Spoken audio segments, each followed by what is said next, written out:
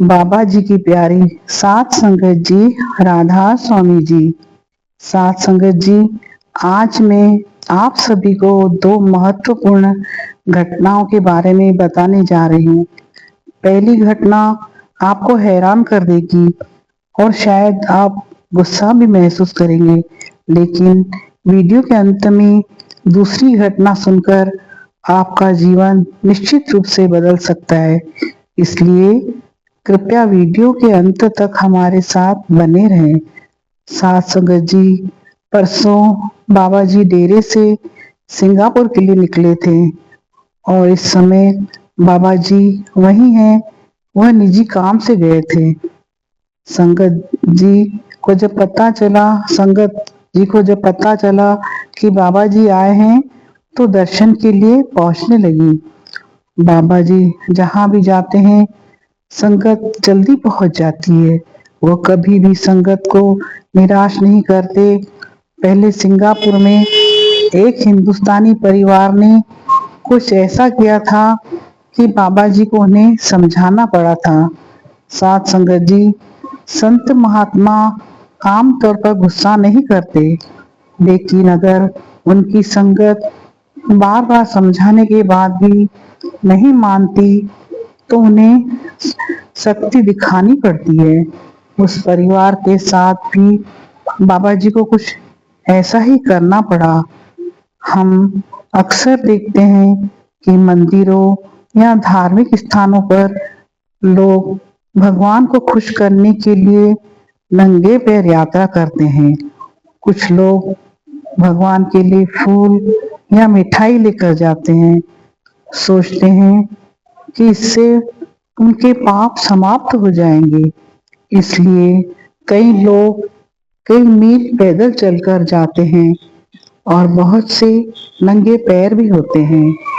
जब बाबा जी पहले सिंगापुर गए थे तो जिस परिवार की बात मैं कर रही हूँ उन्होंने भी कुछ ऐसा ही किया था।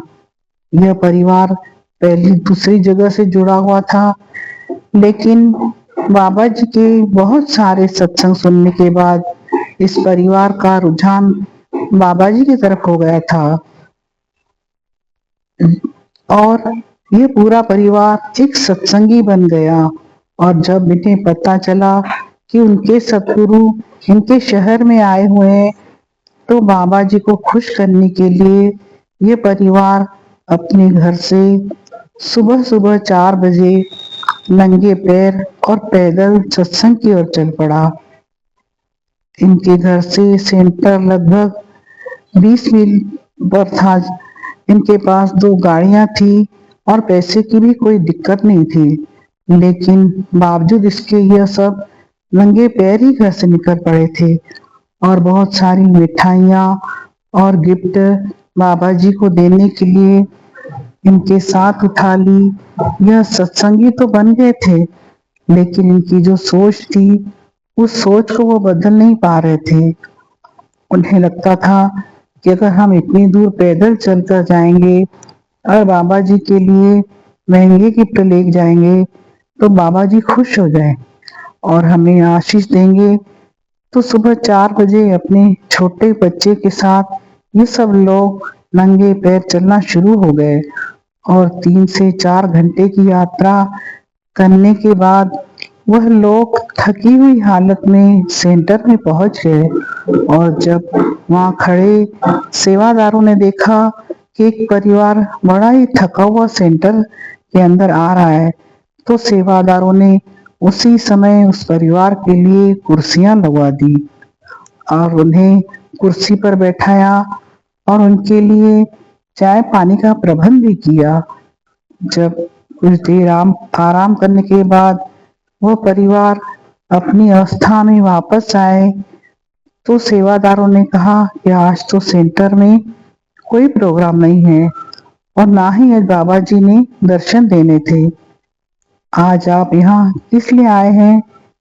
सेवादार की बात सुनकर परिवार थोड़ा मायूस हो गया और कहने लगा कि हमें नहीं पता था कि आज बाबा जी का कोई प्रोग्राम नहीं है।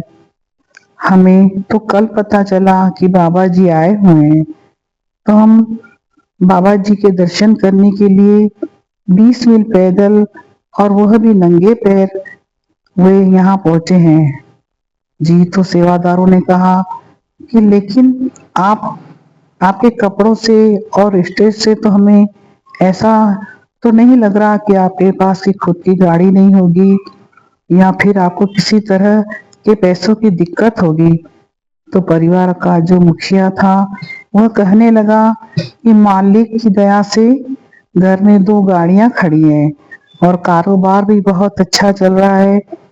जी तो सेवादारों ने कहा तो फिर पैदल आने की क्या जरूरत थी और वो भी इतने छोटे बच्चों के साथ। तो वो परिवार कहने लगा कि जी हम यहाँ से जुड़े हुए हैं, यहाँ हम सब पैदल यात्रा कर ही पहुंचते थे। फिर हमने 3-4 बार बाबा जी के सत्संग सुनने और हमारा रुझान अब बाबा जी में होने लगा और बाबा जी ने हमें अपना आशीर्वाद दे दे तो इसलिए हम बाबा जी से मिलने पैदल और नंगे पैर आए हैं और बाबा जी के लिए गिफ्ट्स भी लाए हैं। तब तक सेवादारों को तो उस परिवार की पूरी बात समझ आ चुकी थी, ये परिवार कैसी सोच रखता है। सेवादारों ने उस परिवार को तो कुछ नहीं कहा, लेकिन अंदर जाकर बाबा जी को सारी बात बताई और बाबा जी से मिलने अगर कोई इतनी आस लेकर आए तो बाबा जी उनको खाली वापस कैसे छोड़ सकते थे। बाबा जी ने कहा कि उन सब लोगों को मेरे पास लेकर आओ। सेवादारों ने बाहर आकर उस परिवार को अंदर जाने के लिए कहा। जैसे ही वह लोग बाबा जी के सामने आए तो यह देखते ही सब के सब बाबा जी के चरणों में लेट गए। साथ संगत जी यह बात किसी से नहीं छुपी थी कि बाबा जी कभी अपने पैरों को हाथ नहीं लगाने देते। तो बाबा जी थोड़ा पीछे हट गए और बाबा जी ने कहा कि आप ऐसा न करें। तो फिर उस परिवार ने बाबा जी को गिफ्ट्स और मिठाइयाँ दी। बाबा जी ने पूछा कि मुझे सेवादारों ने बताया कि आप लोग पैदल यहाँ तक आए हैं और वहाँ भी नंगे पैर। तो इस परिवार ने बड़े ही गर्व के साथ हाँ भरी। उन्हें लग रहा था कि बाबा जी इस काम से खुश हो जाएंगे, लेकिन जब उन्होंने हाँ भरी तो बाबा जी ने इस परिवार पर शक्ति दिखाई।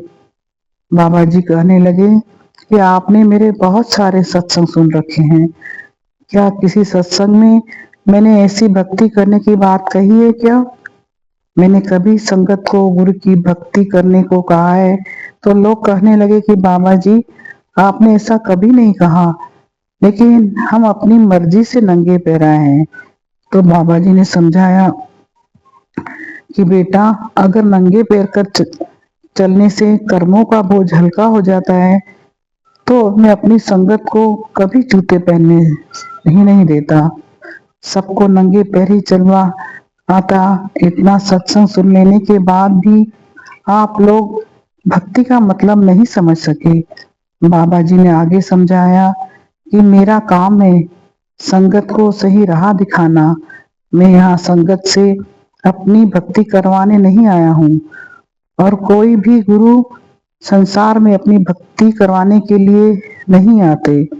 जिसे आप लोग भक्ति समझ रहे हो, इस भक्ति से कुछ भी हासिल नहीं होगा। बहुत देर तक बाबा जी ने उस परिवार को समझाया और बाद में यह परिवार बाबा जी से अपनी ही सरकत पर माफी मांगने लगा। जी आखिर में बाबा जी ने कहा कि भक्ति अपने घर में बैठकर ही करनी है, सब कुछ हमारे अंदर है, बाहर कुछ नहीं है। इसके बाद बाबा जी ने सेवादारों से कहकर इस परिवार को अपनी गाड़ी से वापस घर छुड़वाया। साथ संगत जी अब मैं आपको एक ऐसी सच्ची साखी सुनाने जा रही हूँ जी। उसको सुनकर लेने के बाद जो संगत सेवा का मौका मिलने के बाद भी मना कर देती है, तो इसको सुन लेने के बाद वो संगत खाना तो भूल सकती है, लेकिन हाथ आया सेवा का मौका नहीं गंवाए जी। संगत जी इसलिए इस घटना को पूरा जरूर सुने। संगत जी एक बार डेरे में काम चल रहा था जी। तो उस समय उस काम को बहुत जल्दी पूरा करना था जी। इसलिए डेरा मैनेजमेंट ने बाहर से 4 मजदूर बुलवा लिए और चारों यहाँ मजदूरी करते और शाम को अपने पैसे लेकर वहां से घर लौट जाते। इन चारों के साथ कुछ सेवादार भी काम किया करते थे और शाम को बाबा जी सेवादारों को दर्शन के लिए आते तो वो मजदूर भी वहां दूर से सब कुछ देख रहे होते थे। और इन चारों में से एक मजदूर अक्सर सोचा करता था कि हम चारों को तो शाम की मजदूरी मिल जाती है, लेकिन यह जो बाकी लोग पूरा दिन काम करते हैं, ये सिर्फ अपने सद्गुरु के दर्शन करके ही घर लौट जाते हैं। आखिर ऐसा क्या है इनके सद्गुरु में? तो इस मजदूर ने इस बारे में अपनी पत्नी से बात की। इसकी पत्नी भी बड़ी धार्मिक किस्म की औरत थी। तो वह कहने लगी कि आज आप निष्काम भाव से सेवा करना और शाम को आप भी सदगुरु के दर्शन करके घर लौट आना। आज हम रोटी नहीं खाएंगे तो मर थोड़ी न जाएंगे। फिर अगले दिन उस मजदूर ने बड़े ही प्रेम भाव से लगन से वहां सेवा की और जब मजदूरी मिलने का समय आया तो उस मजदूर ने कह दिया कि वो आज मजदूरी नहीं लेगा। उसने आज यहाँ सेवा की है और इसलिए आज वो भी सतगुरु के दर्शन पाने का हकदार है। तो जो सेवादार मजदूर को पैसा दे रहा था वह मुस्कुरा पड़ा और कहने लगा कि भाई, अगर तूने सेवा न की भी होती तो भी तू सतगुरु के दर्शन का हकदार था। बाबा जी कोई भेदभाव नहीं करते हैं, लेकिन मुझे अच्छा लगा कि तूने आज गुरु घर में निष्काम भाव से सेवा की है। तो इसके बाद बाकी के तीनों मजदूर वहां से मजदूर लेकर चले गए और वह मजदूर वहां सेवादारों के साथ लाइन में बैठ गया। और उस दिन बाबा जी ने सेवादार को दर्शन के साथ साथ अपने हाथों से प्रसादी भी दी। मजदूर सतगुरु के हाथ से प्रसादी पाकर बड़ा ही खुश हो गया और वह डेरे से अपने घर की तरफ निकल पड़ा। जब वो रास्ते में था तो उस समय पीछे से उसके घर पर मजदूर का छोटा और सगा भाई आया और उसने मजदूर की पत्नी को कुछ कागज और पैसे दी और माफी मांगने लगा। मजदूर की पत्नी जब तक उससे कुछ पूछती तो इतने में वहां से निकल कर चला गया। फिर कुछ देर बाद वो मजदूर जब घर लौटा तो पत्नी ने सारी बात बताई और पैसे के साथ साथ वो कागज भी मजदूर के हाथ में रख दिया। साथ संगत जी, वह जो कागज थे वह इस मजदूर और उसके भाई की पुश्तैनी जमीन के कागज थे। जमीन बहुत बड़ी तो नहीं थी, लेकिन गरीबी में जीवन काट रहे एक परिवार को एक बड़ा सहारा तो मिल ही गया था जी। जब पति ने मजदूर से सारी बात पूछी तो मजदूर ने बताया कि यह जमीन हमारे पिताजी की थी और पिताजी के देहांत के बाद इस जमीन पर छोटे भाई ने कब्जा कर लिया था। मेरी बहुत विनती के बाद भी वह मेरे हिस्से की जमीन देने को तैयार नहीं था और इस बात को मैंने आज तक किसी से भी नहीं बताया, क्योंकि मैं नहीं चाहता था कि हम दो भाइयों के झगड़े को सुनकर दुनिया हमारे मजे ले और हमारा मजाक उड़ाए। लेकिन आज अचानक उसका मन कैसे बदल गया यह मैं समझ ही नहीं पा रहा हूँ। मजदूर अगले ही दिन अपने भाई के घर गया। मजदूर को देखते ही छोटा भाई पैरों में गिर पड़ा और कहने लगा कि भाई, मैंने तेरे साथ धोखा तो कर दिया था, लेकिन इसकी भरपाई मैं आज तक कर रहा हूँ। आज मेरी पत्नी और बच्चे दोनों को कैंसर हो चुका है और ऐसा इसलिए हुआ क्योंकि मैंने अपने भाई के साथ धोखा किया था और जब ईश्वर ने मुझे इसकी सजा दी, मुझे ईश्वर ने इसकी सजा साथ ही साथ दे दी है। उस जमीन पर खेती करके मैंने आज तक जितने पैसे कमाए थे उसका आधा हिस्सा ब्याज के साथ मैं तेरे घर दे आया था और अब इस पूरी जमीन पर तेरा अकेले का हक होगा। मजदूर सोच में पड़ गया कि इतने सालों के बाद आज ही इसका मन बदला तो मजदूर को सारा खेल समझ आ गया। उसने आज सतगुरु के घर निष्काम भाव से सेवा की थी और सतगुरु के हाथों से प्रसादी भी ली थी और सतगुरु ने उस सेवा का फल मुझे इस रूप में दे दिया। साथ संगत जी, सतगुरु हमारी सेवा को इस रूप में हमें वापस लौटा देते हैं। कभी कभी तो हम लोग समझ भी नहीं पाते। कई बार हम देखते हैं कि मैं अचानक से कोई लाभ हो गया है और जो लोग धार्मिक भावना रखते हैं वो सबसे पहले इस लाभ का शुक्र अपने इष्ट देव के साथ करते हैं, क्योंकि उन्हें यकीन होता है कि इनके इष्ट ने ही इन पर इतनी कृपा की है। अब हम सब सत्संगी इष्ट तो बाबा जी हैं, तो हमें भी हर पल बाबा जी को शुक्र करते रहना चाहिए और सेवा का मौका मिले तो सब काम छोड़कर सेवा जरूर करनी चाहिए। जो संगत सेवा पर जाती है उनके पीछे से उनके कामों के खुद सदगुरु हैंडल करते हैं। जो एक कपड़े के व्यापारी की सेवा की लत थी,